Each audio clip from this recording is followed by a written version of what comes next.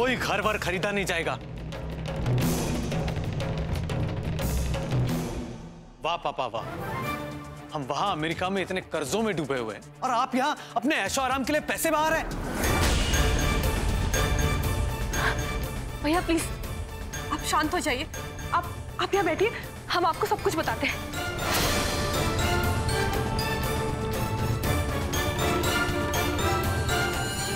तुम तो मुझसे दूर ही रहो, समझी? हर औलाद मुसीबत में अपनी बाप की तरफ देखती है, पर दुनिया में ऐसा खुदगर्ज बाप भी हो सकता है कि मैंने कभी नहीं सोचा था।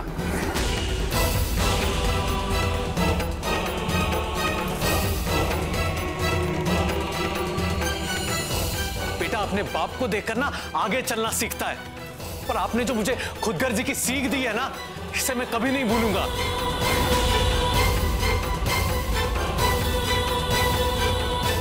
पापा आज जब आपके मदद की मुझे सबसे ज्यादा जरूरत थी, तो आप मुझे छोड़कर आप पैसों को अहमियत दे रहे हैं। अरे जब आप मुझे अपने पैरों पर खड़े होते नहीं देख सकते थे, तो आपने मुझे पैदा ही क्यों किया? अरे ऐसे खुदगर्ज इंसान को बाप बनने का क्या हक है? अरे ऐसे इंसान को तो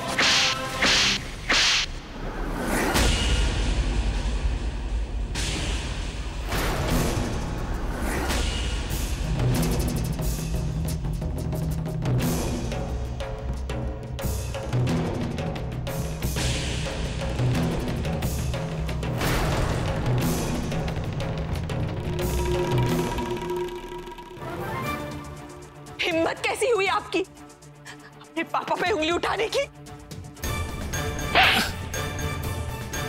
माँ मर गई आपकी माँ।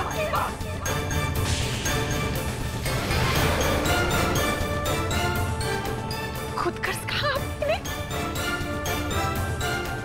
हम बताते आपको इनकी खुदगर्जी। अरे जिस इंसान ने रात दिन एक कर दिए, कड़ी मेहनत की, अपनी इच्छाओं को मार दिया, आपकी खुशी ने अपनी खुशी ढूंढी, ये है इनकी खुदगर्जी। जो जिंदगी के थप्पड़ों से अकेले जूझते रहे ताकि आप पे कोई आँच ना आए, ये है इनकी खुदगर्जी।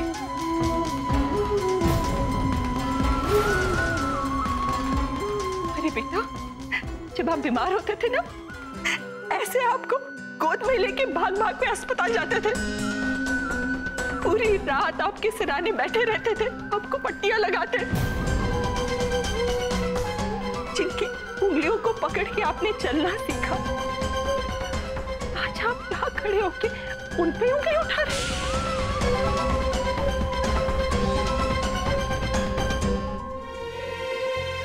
वाह बेटा वाह, बहुत अच्छा।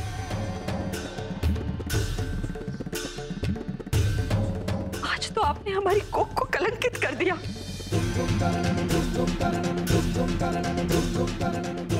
यही दिन देखने के लिए हमने आपको पाल पोस के बड़ा किया था।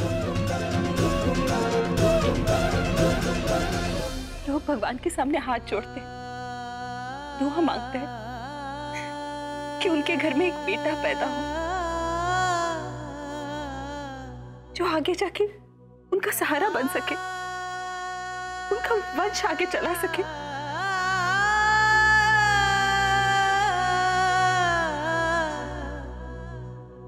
और जो बेटा अपने माँ का दूध और अपने बाप के प्यार का कर्ज उन्हें खुदगर्ज बोल के चुकाए,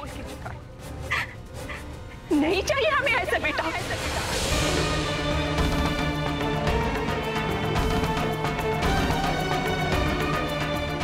ऐसी औलाद से तो बे औलाद होना बेहतर है। माँ ये अब क्या कर रही है? नहीं पूनम, आप दोनों कान खोल के सुन लीजिए, कुछ नहीं मिलेगा आप दोनों को, कुछ नहीं, कुछ नहीं। ना हमारे धन दौलत में हिस्सा, ना हमारे आशीर्वाद और दुआओं में हिस्सा।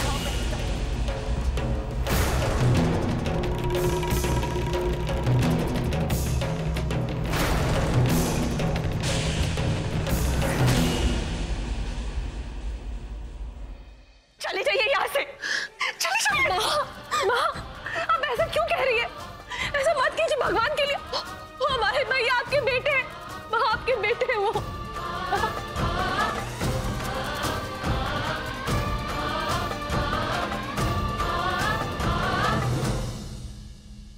पापा, आप समझाइए ना माँ को, वो बहुत गुस्से में है। बताइए ना कि दीपक भैया हमारे भैया, वो नहीं बदले, आप भी हमारे भैया है ना। पापा, आप चुप क्यों है? कुछ कहिए ना, समझाइए ना माँ को। आप क्या समझाऊं बेटा? वो माँ जिसने अपनी औलाद को प्यार से पाला, अगर उस माँ ने अपने बेटे को थप्पड़ मारा है तो उसने सही किया है, क्योंकि कोई भी माँ अपने जवान बेटे पर हाथ नहीं उठाती है। अगर उठाती है ना तो जरूर ही उसकी औलाद ने अपनी हद पार कर दी होगी। हद पार कर दी।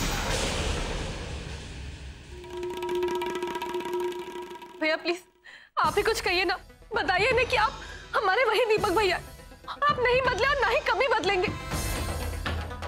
बस बंद करो अपना ये नाटक पूनम। सारी लड़ाई की जड़ तुम ही हो।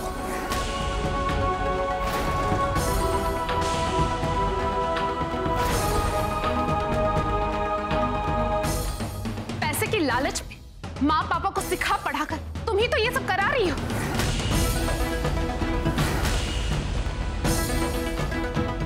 अपने स्वार्थ में आकर तुमने उस भाई को अपने माँ बाप से ही अलग कर दिया।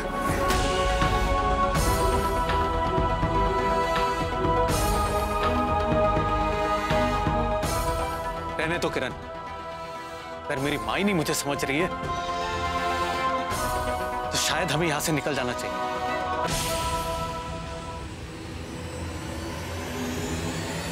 पूनम, मैं जा रहा हूं, हमेशा हमेशा के लिए।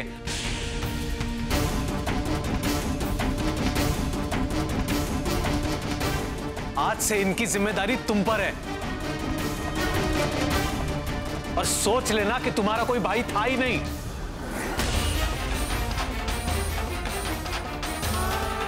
पापा, मैं आपको यकीन दिलाता हूं कि आप मेरा चेहरा कभी नहीं देखेंगे, मरने पर भी नहीं।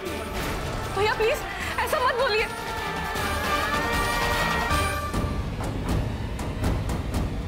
नहीं भैया प्लीज, भगवान के लिए रुक जाइए, आपको हमारी कसम।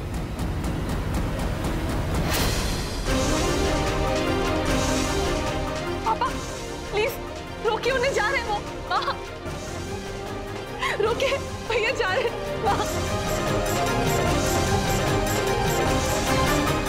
भैया भैया, अपने परिवार को इस तरह छोड़ के नहीं जा सकते भैया प्लीज। मेरा कोई परिवार नहीं, मेरा कोई अपना नहीं, छोड़ दो मुझे। चलो किरण। नहीं भैया, भाभी, भैया।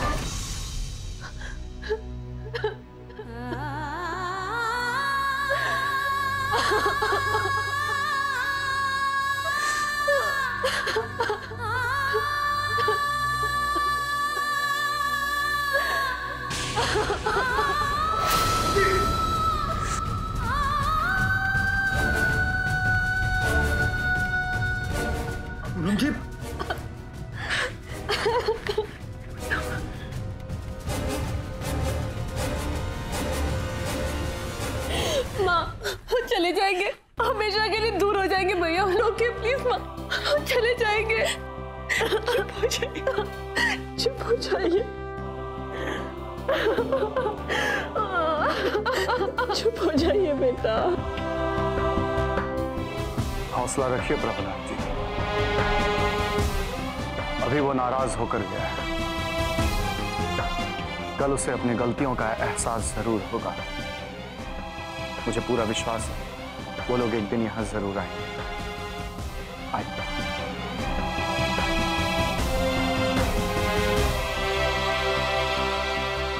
शर्मा जी, माफ कीजिएगा, आपको हमारे तमाशे का हिस्सा बनना पड़ा। आपको अगर परेशानी ना हो तो मैं दूसरा चेक बना कर दे दूं। हमें क्यों शर्मिंदा कर रहे हैं प्रभुनाथ जी? ये लीजिए, आप हमें चेक दें, उसके पहले हम आपको रसीद दे देते हैं। रघुनाथ जी, अब ये घर सिर्फ आपका ही है।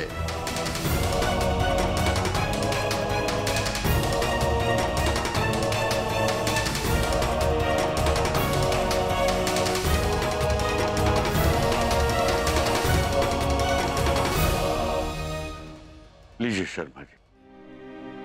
अब हम अनुमति चाहेंगे। नमस्कार।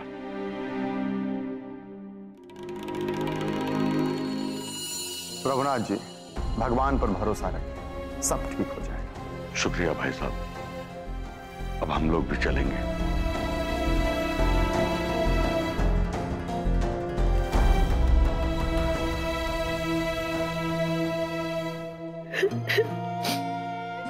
बंद कीजिए ये रोना। आज तक आपने हमारे लिए बहुत कुछ किया, लेकिन अब हमें लगता है कि आप जितनी अच्छी बेटी हैं, अब उतनी ही अच्छी बहू बन के दिखाइए।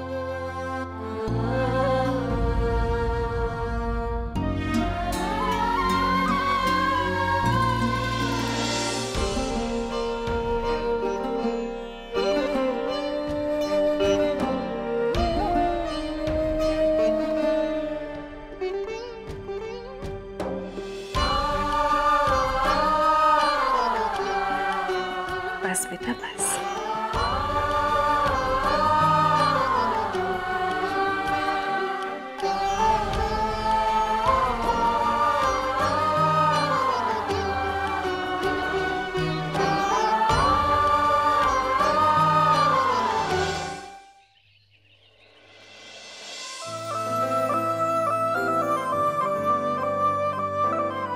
वाह, क्या बात है।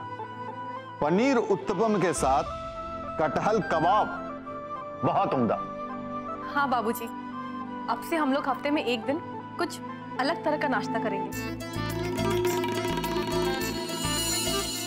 जैसे कि चाइनीज, साउथ इंडियन, गुजराती।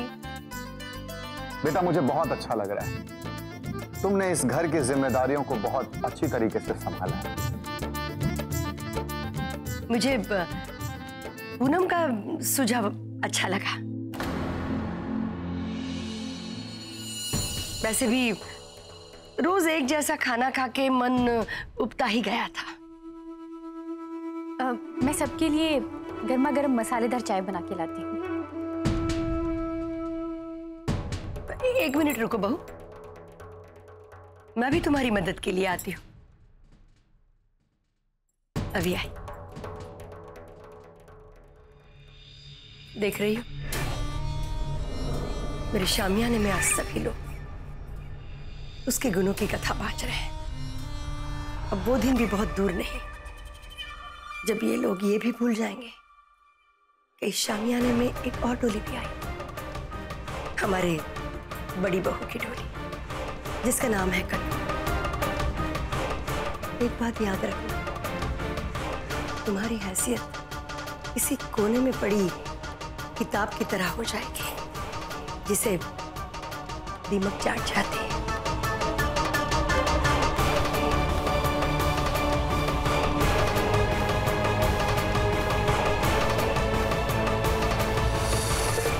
बात तो सही कह रही हैं माँ जी, कुछ ना कुछ तो करना पड़ेगा। उस पूनम की बच्ची ने मुझसे चाबियां छीनी है ना, अगर मैंने उसकी खुशियों में आग ना लगा दी तो मैं भी अपने इटावा की नहीं।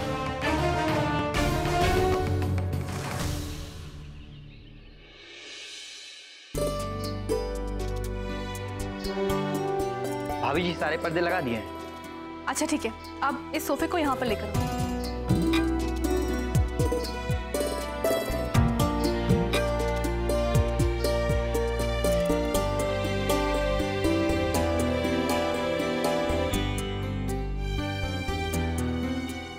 बाहर कुछ कमरे रखे, उसे लेकर आ जाओ। जी। वाह नहीं मालकिन जी, अब तो अपनी अक्लमंदी का डंका बजाने में कोई कसर नहीं छोड़ोगी तुम। लेकिन मैं ऐसा होने नहीं दूंगी। तुम्हारे करे किराए पर पानी ना फेर दिया तो मेरा नाम भी कानून है। पर कैसे?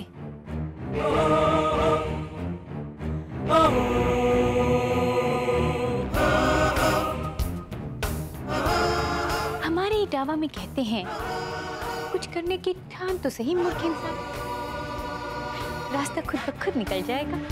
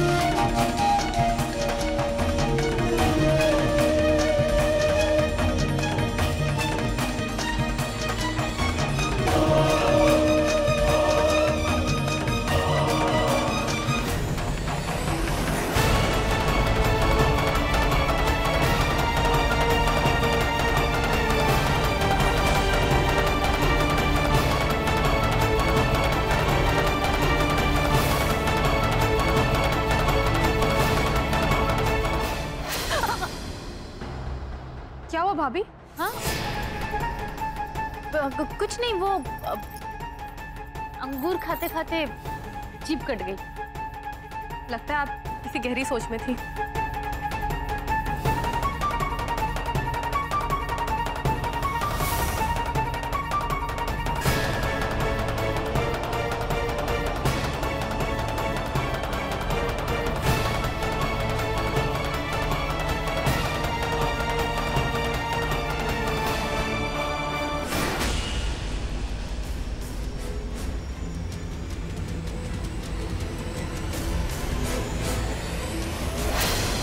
सोफी का तो बंटा धात हो गया।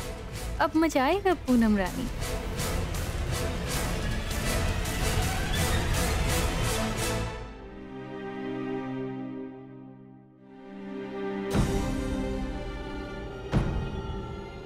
पूनम ने तो पूरे घर का नक्शा ही बदल दिया।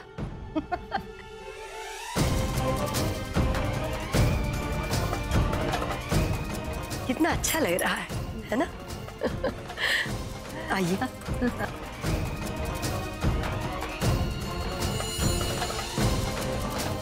बैठिए।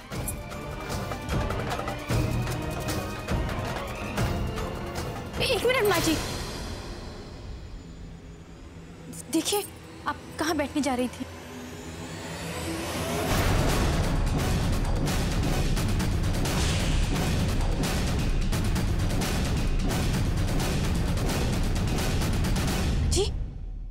ये गूंज कितनी खतरनाक है। अगर आप इस पे बैठ जाती तो आज तो बाल बाल बच गई माँ जी। ये नई मालकिन करके रही है, अपनी अकलमंदी दिखाने के चक्कर में सोफा फाड़ दिया। हम सबको घायल करके अस्पताल पहुंचाना चाहती है। पूनम। हाँ माँ जी। क्या है ये सब?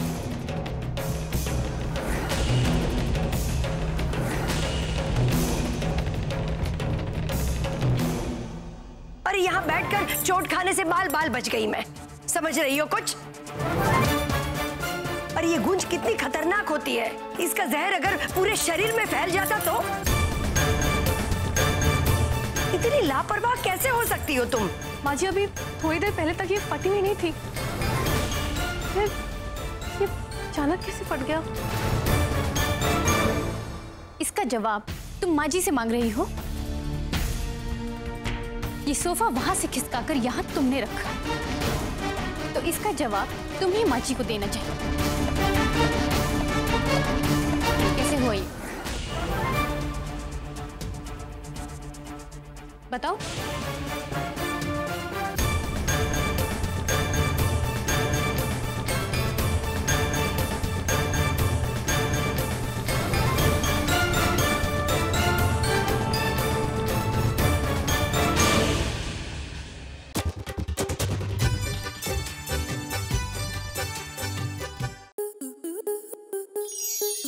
स्टार प्लस के ऐसे ही और बेहतरीन लम्हे देखने के लिए सब्सक्राइब करें हमारे YouTube चैनल को।